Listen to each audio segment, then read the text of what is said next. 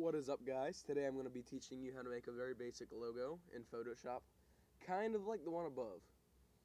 Okay, so to get started, you're going to want to click File, New, or Control N.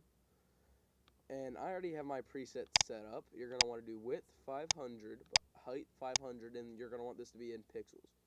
Your background contents needs to be the background color, which is going to be black. And if that's not like that, you can very simply change that in here by either painting over it or using the bucket, or any way you like to do that. So now you're going to want to come over here and get your text tool. I've usually put the size of my font up to 200 in this because you need it to be large. Okay, wrong font, sorry. You're going to need the fonts Vermin Vibe and VDub or Basic Title font. You can use either VDub or Basic Title. They both look very nice. Now, if you're doing 3 letters, or I'm going to be showing you how to do 3 letters. Or if you're going to do a word, you can skip over this and just type the word, and then skip to where I show you how to do the rest. Okay, but what we're going to do is we're going to type each letter in a different layer.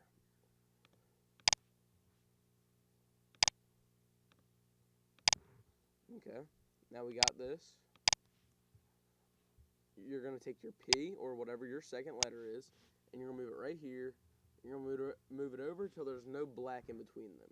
Then you're going to take your third letter, and you're going to do the same, but in my case, I can't move it till there's no black, because then it makes that over there, and it doesn't look like a B, P, and a T. So I just do it till it makes a perfect triangle there. And now, the next step in this tutorial is you're going to want to hold Control if you're on Windows. I'm pretty sure it's Command on Mac, and you're going to want to click all 3 of your text layers.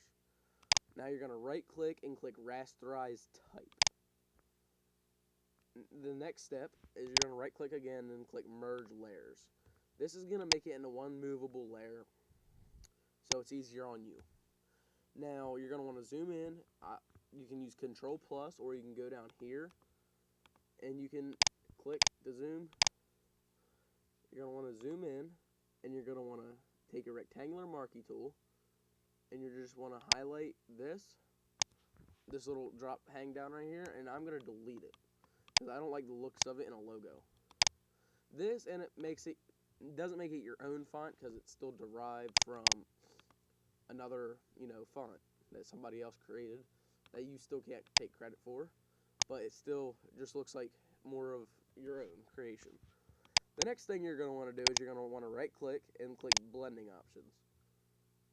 Once this loads, you're going to click satin. This is going to put some gray in it. We need to change that. You're going to put the size all the way down to make it look like squares. You'll want to click your contour and click the 2 triangles, then click anti-aliased. This makes nice little lines in it.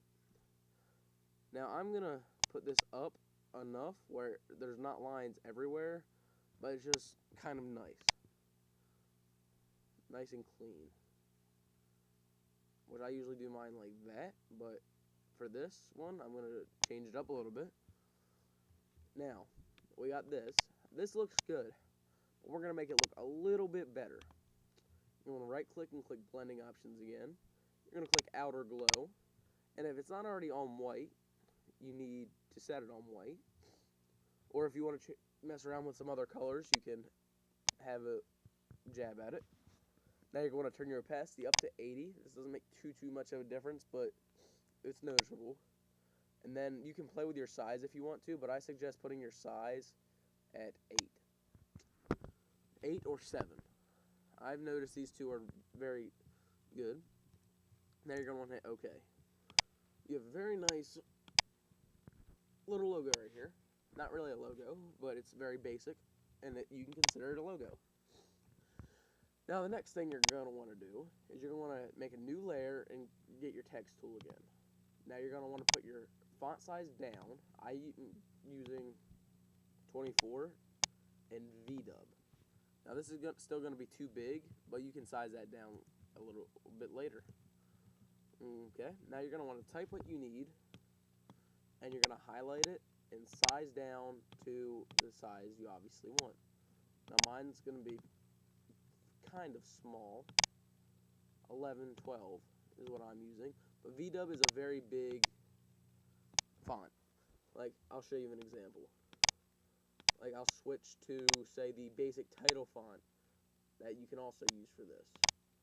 As you can see, that's very much smaller. So VW is a large font, but I like the font. I think it looks very clean. Now, the next thing you're going to want to do is you're going to want this close, but not so close that it's raping it. Okay, now that you got this, you're going to right click and rasterize type, and then you're going to hit Control or Command, and you're going to highlight these two and do exactly what you did earlier and merge layers. So now, like I said, you can move these around, you can add actual logos under it, whatever you want to do, but like I said, you can add the name of the channel, then add tips, tutorials,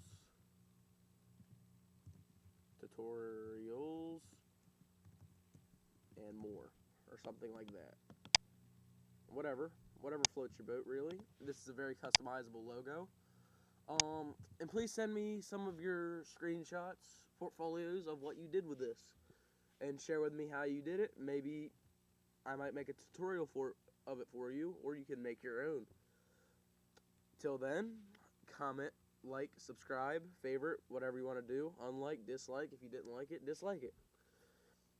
I can't do much about it. Till then, I'll see you later.